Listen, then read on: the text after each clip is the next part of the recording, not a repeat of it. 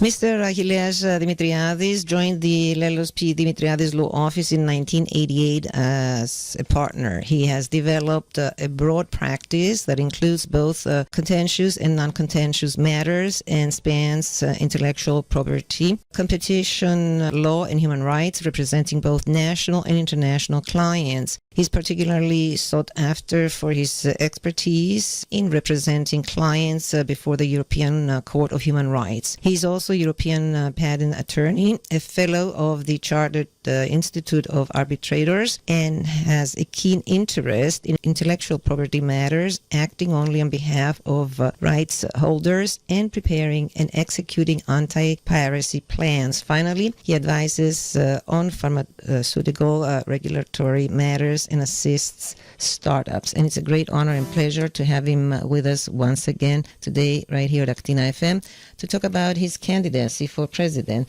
Mr. Demetriades, welcome to AKTINA FM once again. How are you? Hello from Nicosia. Fine. I'm very happy to be back on the air with you, and I look forward to an enjoyable discussion, which hopefully will be of interest to all persons listening. Of course. Well, first, how was your summer? I was waiting for the summer to pass by before I bring you on, because I know during the summer months it's very quiet. Everybody's on vacation. But how was your summer? I know you've been busy running around.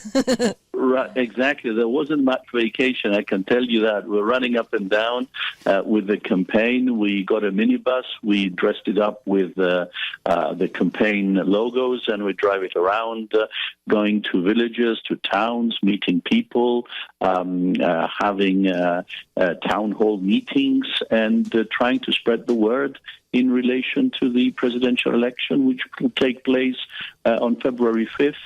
In 2023. So how is the campaign doing? And I'm glad you have that bus, because it's important to be seen and to be known, because you are an outsider, and you're not part of the quote swamp.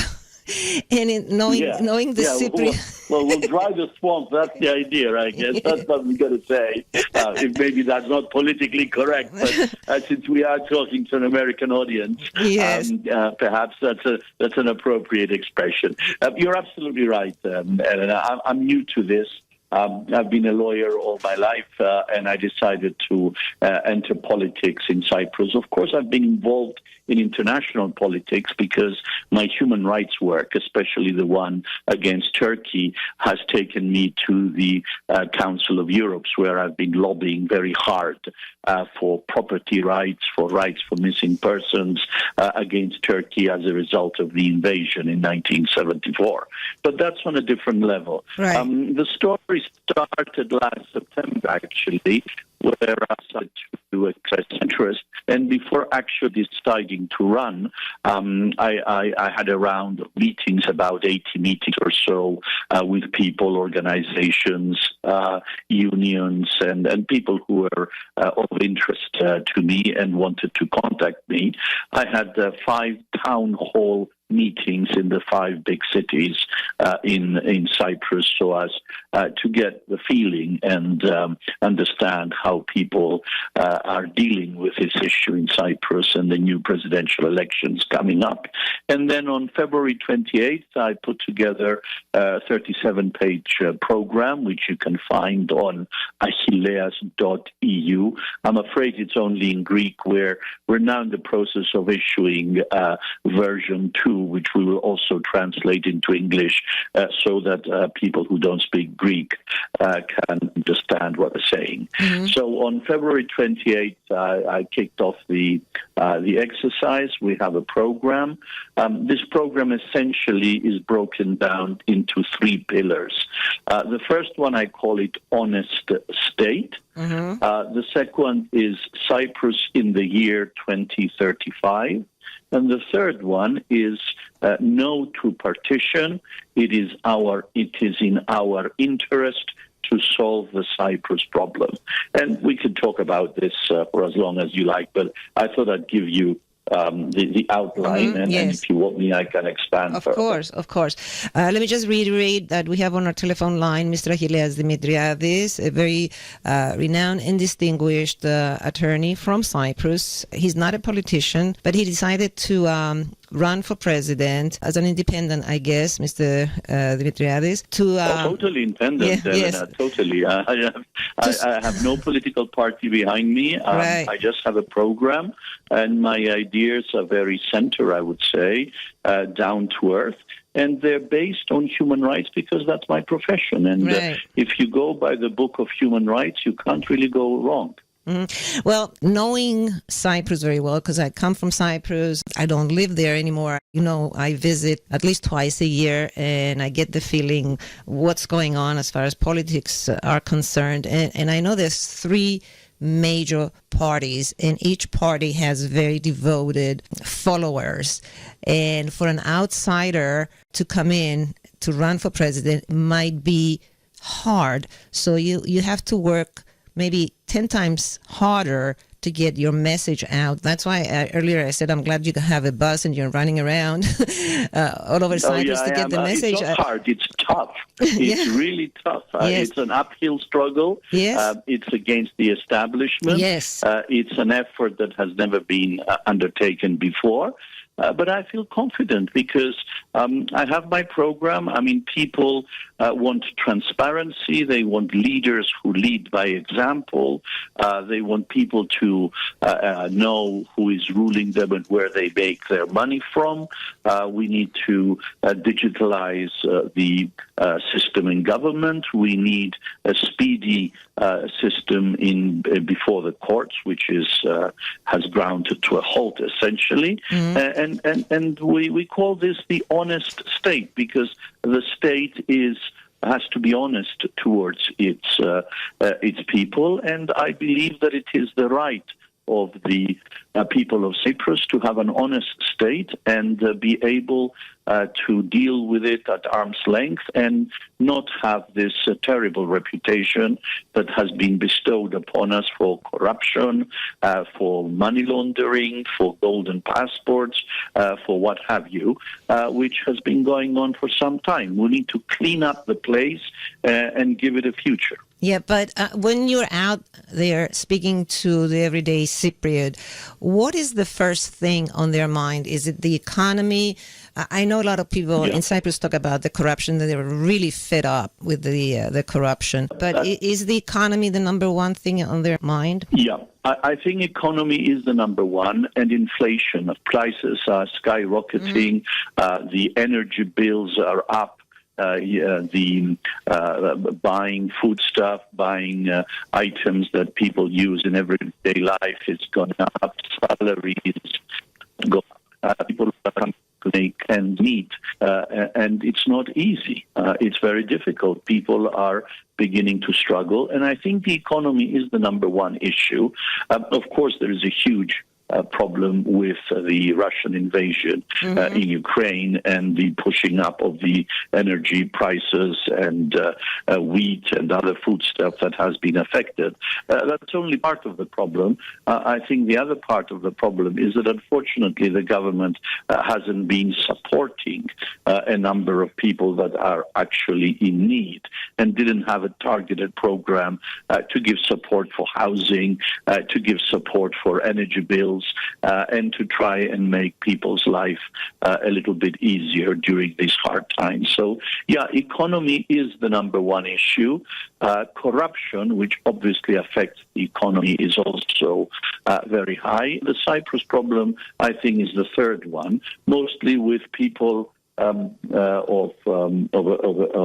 a higher age group. I think the older you are, the more interested you are in the Cyprus problem, and the younger you are, the more interested you are in the economy and corruption and your everyday life, if that overgeneralization could be used as a basis for our discussion. So, Mr. Demetriades, let's start with your first goal, which is honest state.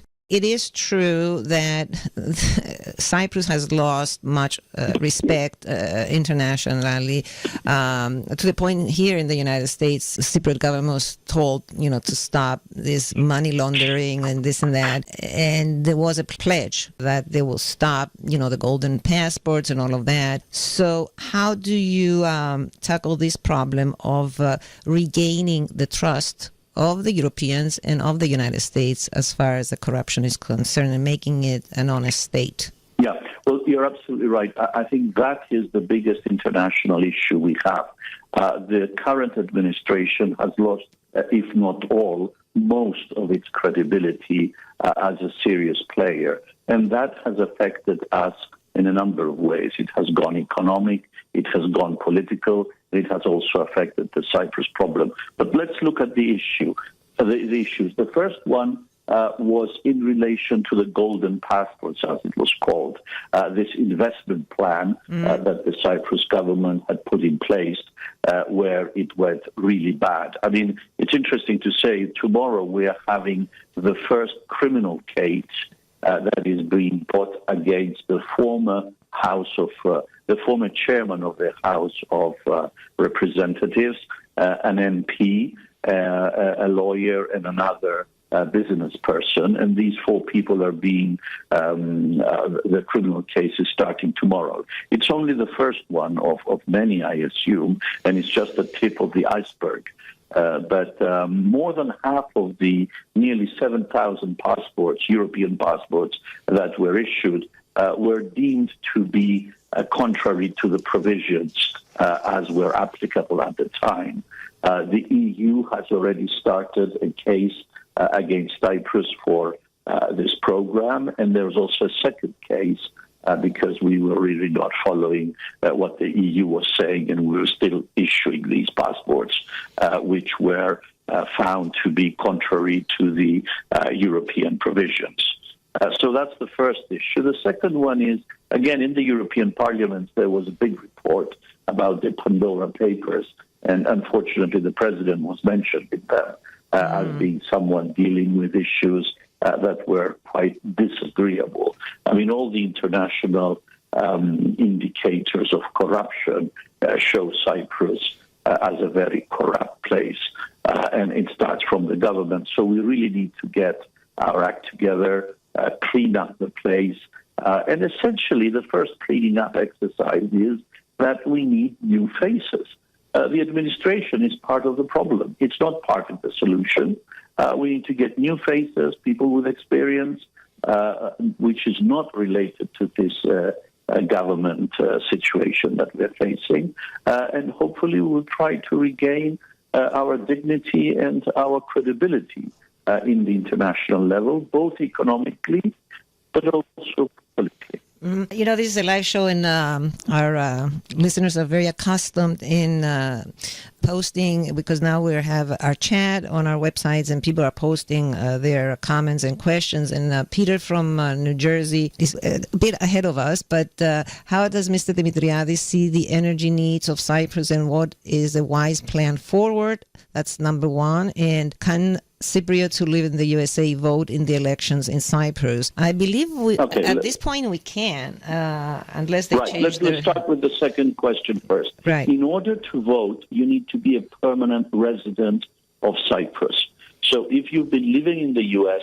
and your permanent residency is there, even though you have a second passport and you're also a Cypriot, that does not allow you the possibility to vote. If you're a student, on the other hand, then there is a possibility, because you're not a permanent resident of the U.S., there is a possibility to register. I think in New York and in D.C. there will be ballot boxes. Unfortunately, the government has not put in any legislation for postal voting, which I find quite bad, because people who happen to be abroad should be allowed to vote. But the general rule is that if you're not a resident of Cyprus, you cannot vote. So that's one issue. The other issue is, from our study and from the information that's available, in Cyprus, you do not become eligible to vote once you turn 18 automatically. You need to apply to be registered on the electoral roll. And a lot of the 18 to 25-year-olds haven't done it. In fact, more than half have not done it. And there's an effort now to get the House of Representatives to vote a law changing this requirement for registration and making it automatic. For example, we have compulsory military service in Cyprus, and for men, when they turn 18, a little piece of paper comes to the post and says, you have to go to the army. There's a draft. Well, why can't we have a little piece of paper in the post saying, well, you're now 18, you're eligible to vote? Right. Why do you have to apply for what is a right, whereas an obligation comes through the post very easily? So this is one area that we need to sort of address.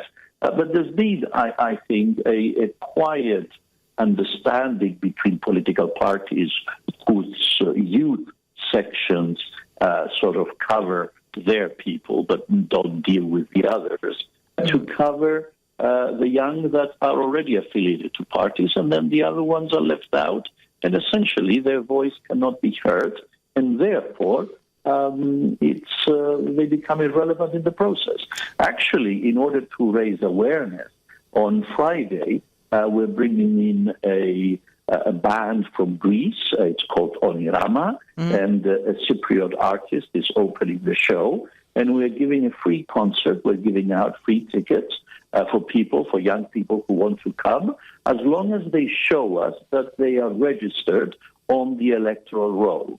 So we're throwing a concert next Friday for people to come in just to increase awareness. And the logo or the slogan is that you don't have to vote for us, but you have to register in order to vote. Right. And we're trying to generate some awareness because you have until the end of December to do this and then become eligible to vote. So we're trying to generate this interest. That's very interesting, very smart. People. Let me just put a big parenthesis now.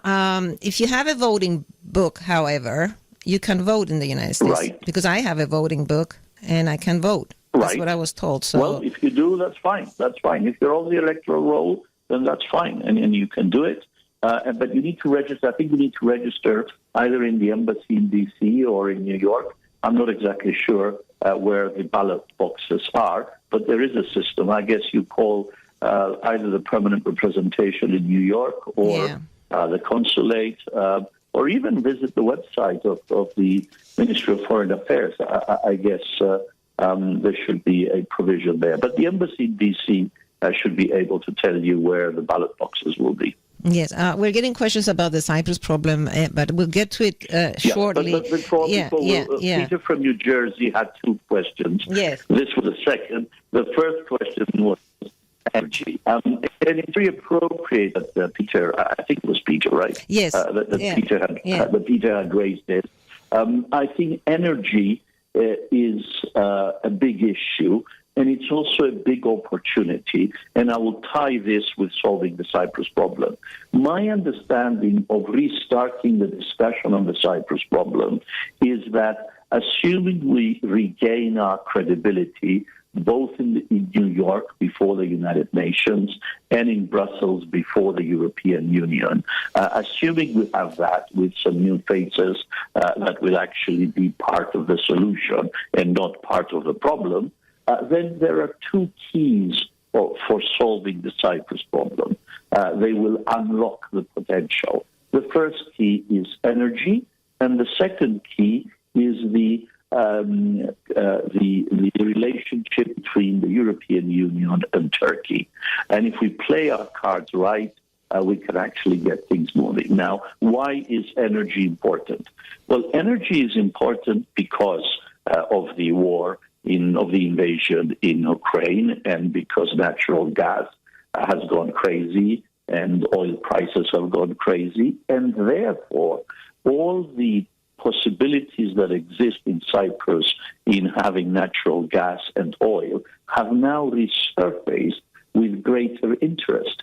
And we could, if we could work this out well, energy could be the catalyst in solving the Cyprus problem, because the two communities will be able to cooperate Turkey and Greece will be able to cooperate, and the Republic of Cyprus, the Federal Republic of Cyprus, will be able to manage its energy wealth in a way that Cyprus could become even a hub in the Mediterranean, connecting Europe with Asia or even Africa. I find it unacceptable that the EU is cutting deals in Cairo with Egypt and Israel, and we are left outside simply as observers. I think energy is an issue, and that is because of the war. The war has made it a big deal, and on the basis of that, we could engage and use it as the common denominator upon which we start building a solution of the Cyprus problem. So that deals with energy, and it's very important. Now, if you want to talk about renewables, yes, that was my next. That's a disaster. Yeah, that's a big disaster. I mean, Cyprus has sunshine, 360 days a year, and yet our the renewable energy coming from solar is very low. What I would do, I would get the town planning authorities and impose a requirement for every house that is going to be built, depending on the square meters that it has. There should be the relevant panels, solar panels, being put on everybody's roof. We should have no roofs without solar panels. We should have no parking sheds without solar panels. And that way, we will be able to reduce consumption. If you reduce consumption, there is a huge saving. So if you self-generate electricity from your own house, that will obviously lower your bill. That's obvious. But more importantly, you will be able to help the country in producing and consuming less electricity.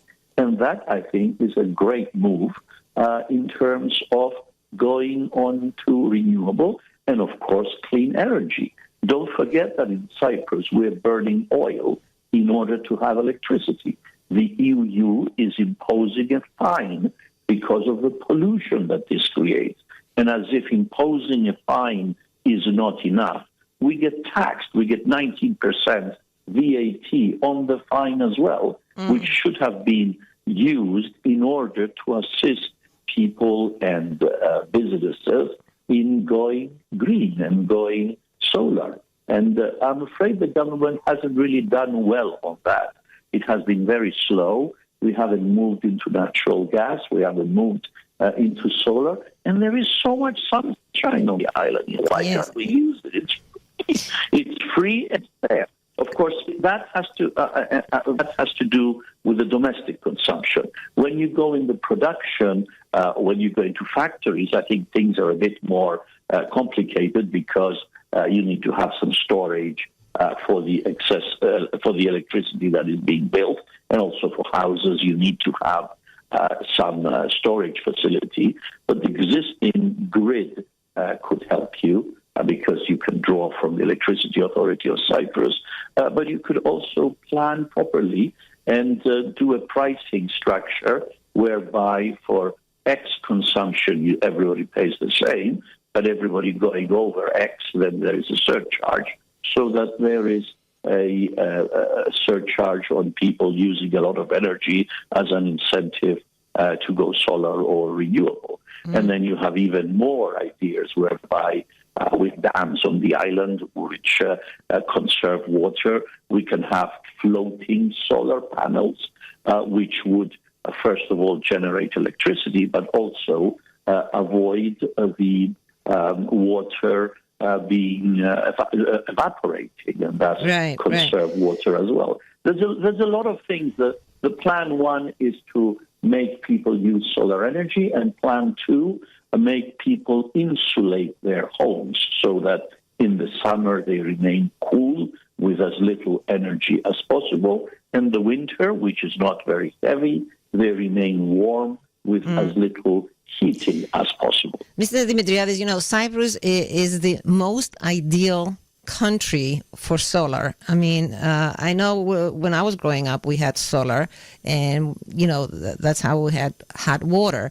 And in recent years, I also know that the Cyprus government was giving an incentive to people who place solar on their houses to get back about €1,000, which is not bad.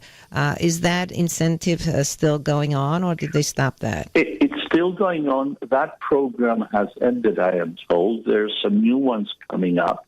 There is increasing demand worldwide for solar, but again, it's one thing is to assist people who have already built their houses to go solar. That deals with the past. And for the future, as of tomorrow, every house that is getting a building permit, after you get a town planning permit, you should have a requirement for insulation and for solar panels to be put on the roof in order to lower the electricity bill. Yeah. Very simple. Yeah, it is. I mean, it as I said, Cyprus is the ideal country to have solar. And to speak for myself, the small vacation home that I have, I invested a lot of money to have solar. And because I don't live there much, when I'm not there, my bill was like €3. And when I'm there in the summer, I have the air conditioning on, I pay like €23 when other people pay 500 and 700. Fantastic. Now they're charging me. Now I'm not there, but they're charging me on top of the €3 that for no usage. They're charging me like €23 just for taxes, but still it's much less than the 700 and €1,000 that they're charging people for using the grid, which is it's a lot of money. No. I have neighbors who had bills for $1,000 for 1 month. Yeah. I mean, €1,000. I mean, going green is a big issue, and it's not just the bill. It's also an issue of the environment because, of course, it costs a lot, and of course, it's very important, but we also have to look at the environment. We should stop burning fossil fuel. We should really stop. I mean, if we don't get that, I mean, global warming is out there. Disasters are coming one after the other. Weather is changing. Countries will be submerged, large areas. Climate patterns are changing. I mean, we have a climate emergency, and we really have to deal with it. And little Cyprus is the same as everybody else. Right. We're in the same boat, and everybody has to do their bit in order to help this planet. There is no plan B for planet Earth. If we don't get it right, well, then things are pretty serious. Well, Peter says, thank you for answering my questions, and I think your plans and thoughts on energy are so well thought out and smart. And let's go now back to Elizabeth, who wants you to talk about the Cyprus problem. She says, thanks for such an interesting interview. She says, is the U.S. government doing anything constructive to help solve the Cyprus problem or anything negative developments? Yeah. Well, we haven't seen much movement lately. I mean, the problem is that for the last 5 years, after the collapse of the talks in Switzerland in 2017, there hasn't really been any movement. We stopped at the point where Secretary General Guterres came up with his 6-point plan, and that, depending on which side you are or how you view it, we walked out or everything collapsed. Now, the issue, I think, is that we are not dealing with the issue. We have to deal with it. My view is that we have to talk about a federation in Cyprus. I mean, in the U.S., you're very lucky because you understand what a federation is. In Cyprus, I'm afraid people do not understand the concept of the federation, how New Jersey is a different state from New York, but in terms of the Senate, they are equal. Each one has 2 senators. Instead, in the sense of Congress, then it is different because the population is represented. And it's a unified state, and it's a federation of 50 states. People don't get this here. People don't get that you have a state constitution and that you have a governor, and that governor has a House, a Congress, or even a Senate where they deal with their domestic matters, and each state lives its own life, and there is the federal state which deals with the federal issues. We do not have that training in Cyprus, and people don't understand it. I mean, in the U.S., there was a civil war in order to reach the point of a federation, and the system is there. The 50 states are operating. Of course, there are difficulties, but it's working. Look a bit north and look at Canada and look at the provinces and how the system in Canada works. We do not have this understanding in Cyprus. And people have demonized the federation. And because it's going to be bizonal, there will be different zones, and bicommunal, people are getting the wrong message. If there is one thing people need to understand, is that a federation is not that bad after all. Look at all these countries that work on a federal level. And if people want to be serious about it, then we should get a number of constitutional lawyers from the U.S., from Canada, from other federal states, and they should draft these constitutions so that people should sit down and understand what this is all about, rather than demonizing the solution of the Cyprus problem by using words that people don't really understand and have no perception of them. So I think that's a general comment. In relation to the particular comments, I believe that the solution of the Cyprus problem, in my understanding, is a three-step process.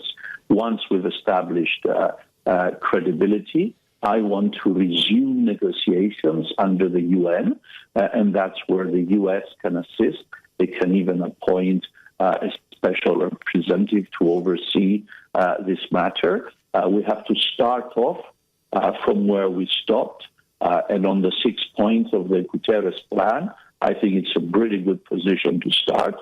I do not buy the argument that political equality that you get in the federation is something bad.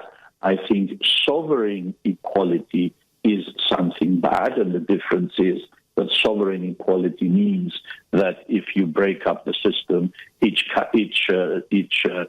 state walks off and becomes a country. I cannot accept that. And my safety for that is the European Union, because the European Union will not allow a two-state solution in Cyprus, because that's the beginning of the end of a number of European countries. A number of European countries have internal problems, and they want to keep their countries united, just as we do in Cyprus. So the European shield, for me, is the shield against the two-state solution. So that's point number one. Right. The second point is, sorry, I just wanted to say, all is good. However, we have Turkey and the new administration in the Turkish occupied areas. They don't want to go back to the talks. All they want now is a two-state solution. How do you tackle that problem in convincing? The answer is no. The answer is no. And by profession, as a lawyer, I am used to negotiating. And when you have that kind of problem, you say, guys, right, we're not going to deal with this now. Let's deal with everything else, and let's overcome this problem by putting it aside. And the word that the people normally use is without prejudice of your rights, or by reserving your rights. You sit down and you deal with the matter, and you arrange whatever arrangements have to be made, and then you go back and say, look, we've reached a solution to all of these points. The two-state solution is a non-starter, and this is how we're going to do it. And Europe will help us in this, and my understanding is that the Turkish side is simply playing hard to get on this, and it's a bargaining position. I don't think they honestly believe that this can actually fly. But they're playing their game because they're more powerful. They have a number of arguments they're putting across, and they don't see any progress. My approach is that it is Turkey's intransigency that has stopped these negotiations, but our inactivity on the matter has not helped at all. Right. I want to start negotiations tomorrow morning on the 6-point plan of the Secretary General, and I want us to be part of the solution and not part of the problem. You know, Mr. Demetriades, let me just put a big parenthesis. Speaking of the Secretary General, it's very sad to hear in the news coming from Cyprus, because we rebroadcast the news live here on AKTINA FM from Cyprus, to hear that the Secretary General doesn't even want to see Mr. Anastasiadis on his upcoming trip for the UN meeting, which is to me the first timer that we have a UN General Assembly and the UN Secretary General is not seeing the President of Cyprus or even the representative from the Turkish Cypriots, which means that even the UN has lost faith in this government. They've had enough. I think people had enough. I mean, we've got to be frank about this. They've had enough, and people don't want to solve the Cyprus problem, then, fine, they don't want to solve the Cyprus problem. We have to show them. We have to regain our credibility, and we have to show that we are serious people. We are responsible. We have responsible leaders that want to solve the problem. We are part of the European Union, and we want a smooth operation. And to put it bluntly, we want peace. We are still at war. And the way or the road to peace is through negotiations. If we don't get that through our head, then I'm afraid each one will continue with their own story. And at the end of the day, nothing will happen, and people will be having a very hard time on this little island in the Mediterranean. So it's just a question of perception. Do we want to solve the problem? Do we want peace? Do we want security? Do we want a future for our kids on this beautiful island in the Mediterranean? Or we don't care? My position is that I want to deal with the Cyprus problem. That's why I decided to join. Yes, as an independent, because this is my plan, and I'm hoping to get more people to support it.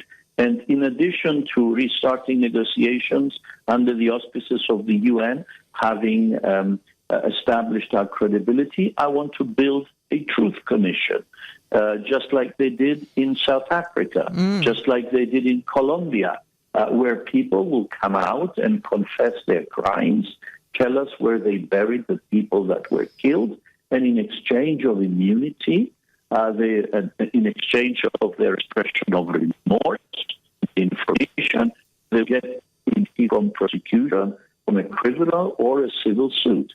This is transitional justice, is a way to build up your own community again, because the community has been hurt.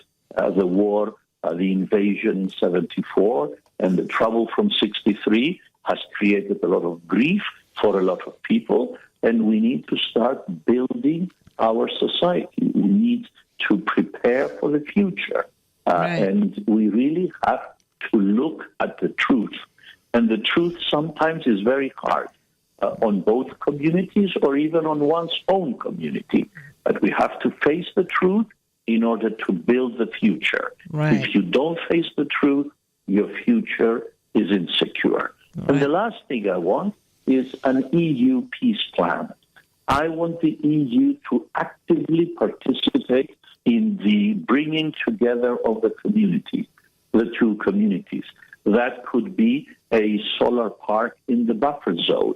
That could be a bicommunal COVID hospital. Now we have long COVID. We have research centers. Yes. Various confidence-building measures, which could start with the fenced-up area of Famagusta, which is sitting there. I was 3 weeks ago in the medieval city, looking at the treasures that you have in Famagusta, and then the sadness that there is for Varosha, which is a ghost town, and now you can walk through and see people's houses as they were 50 years ago. That's outrageous. We really have to get our act together. And if we use imagination, we can have a green city. We can have a city for startups. We can do whatever the modern technology allows us if we put some goodwill and think of the future rather than the past and look at our children and hope that they can live on this island happy and in peace. That's really how this works. Yeah, let me just reiterate. We have on our telephone line Mr. Achilleas Demetriades, again a renowned and distinguished attorney from Cyprus and a candidate for president in the next election in early February 2023. I have a question from Lena. This is a completely different question from what we are discussing right now, but it is an important question. She says, I know there are many important issues to address, but can I ask how Mr. Demetriades thinks about animals in Cyprus? My thoughts are one can measure how good a society is by how the most vulnerable and innocent are treated. I think Cyprus has come a long way in recent years, and she wants your thoughts. I mean, it's very interesting. It's not just the Cyprus problem, it's the energy, it's this and that, but also animals in Cyprus, how they are treated. Yes, of course. Animals have rights, and I come from a rights culture. Just like people have rights, animals have rights, and these rights must be respected, and pets or other animals should be treated properly, humanely, if I may use that expression, because it is a sign of a country's culture, the way it treats its animals. And I think this is a measure that one can see. We've come a long way. I mean, personally, I'm a dog person, so we have 2 dogs at home, but a number of cats are coming along from the neighborhood. But I've grew up with animals, and on Tuesday, I'm actually meeting an animal rights group because we're putting some more stuff in our program. So Tuesday morning, I have a meeting, I think 10:30 at the political office about this. So yes, I am sensitive about it. My analysis sounds very dull, but that's how I see it, and that is that animals have rights and humans must respect them. Right. So Diris is asking, Erdogan has been making a lot of crazy threats to Greece. There is a worry on what Erdogan might do against Cyprus. Is there a worry what Erdogan might do against Cyprus? There is a worry. Absolutely there is a worry. There's 40,000 troops stationed on the island with tanks, artillery pieces, and an air force that can come over in less than 3 minutes. Right. So yes, it is worrying. And Erdogan is coming up with this threatening rhetoric, both against Greece, mostly against Greece, but also against Cyprus by implication. And yes, the situation is not good. But you have to put that in context as well. Erdogan is having elections. Oh, yeah. Mitsotakis is having elections. Yeah. Cyprus is having elections. So it's a big election time, and one has to take these threats with a pinch of salt. On the other hand, you look at the 100 years from the Smyrni Asia Minor destruction, massacre, killings, and that's also there. And again, we need to lower the tension. And lowering the tension is important in order to reestablish peace on the island. I mean, Turkey is playing a very tricky game by being in between Russia and Ukraine. They have not imposed sanctions on Turkey on the one hand. On the other hand, they are a go-between in arranging for exports of wheat from Ukraine and going through Turkish ports. So again, politics are there.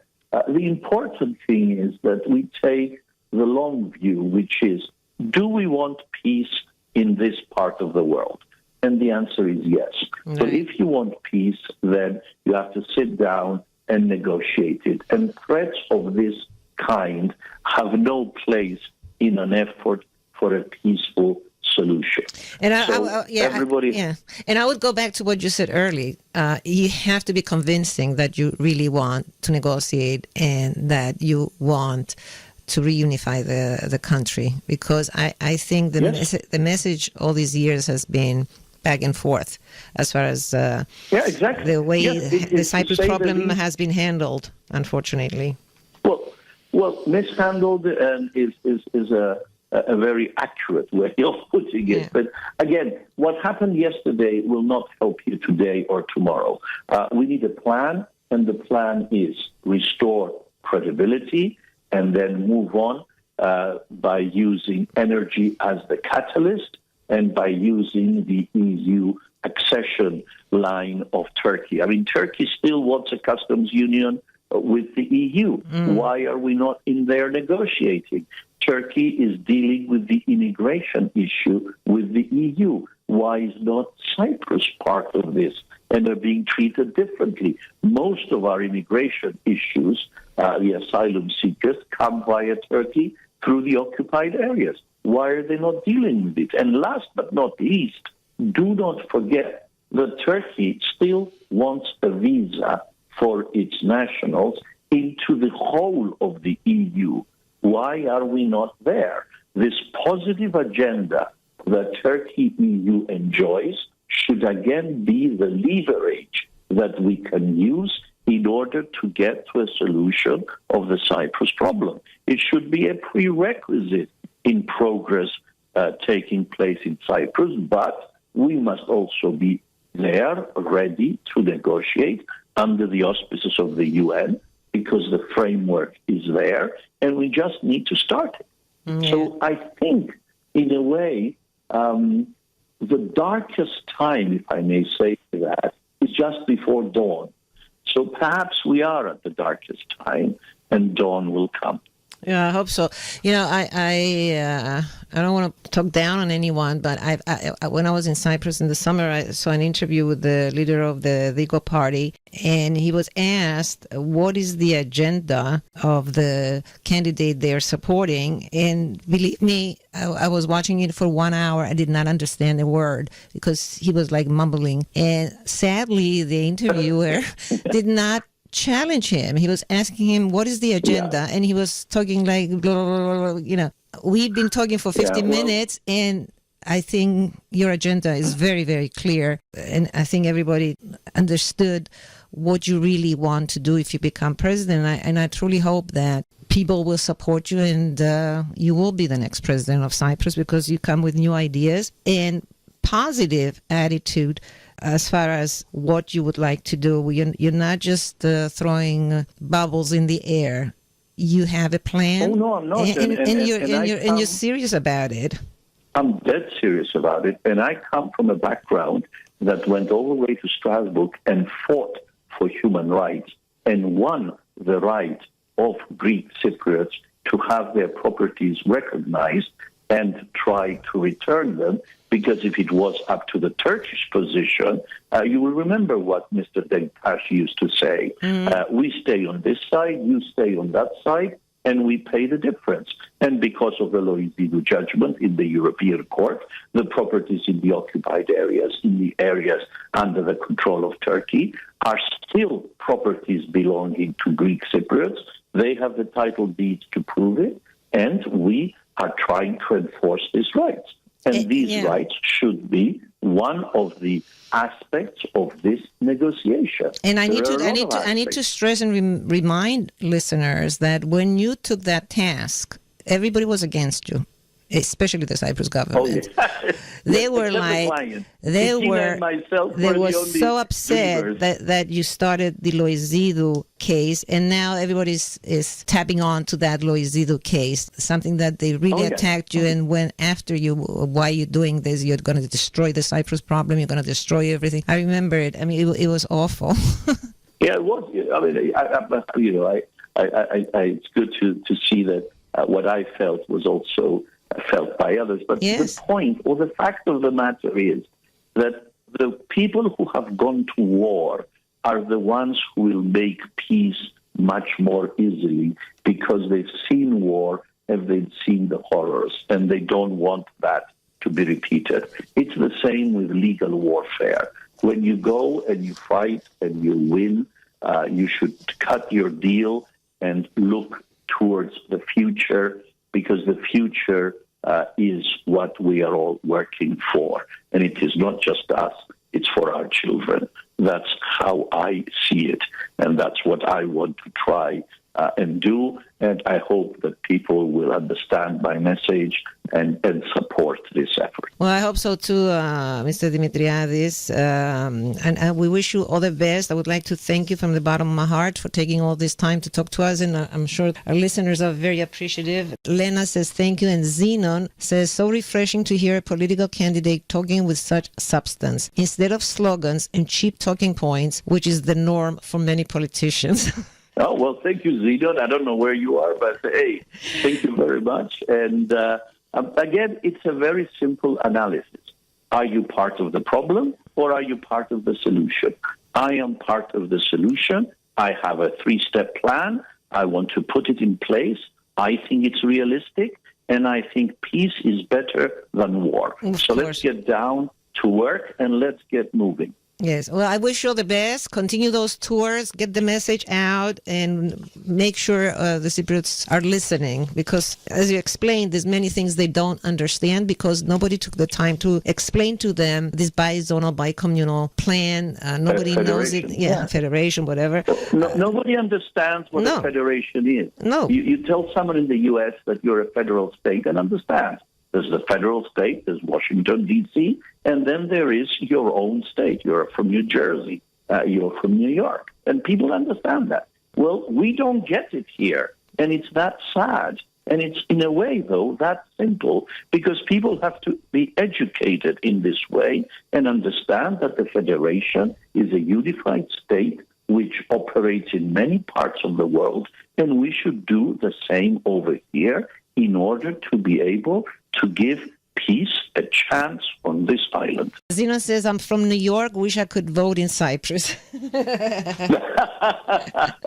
Excellent. Well, thank you very much. It was such a pleasure. It was. From Nicosia, and all the always best. Here to talk to people and spread the word. And thank you very much for taking it was a pleasure, and we'll bring it back on. Opportunity. Thank you. All the best. Good luck. Thank you very much.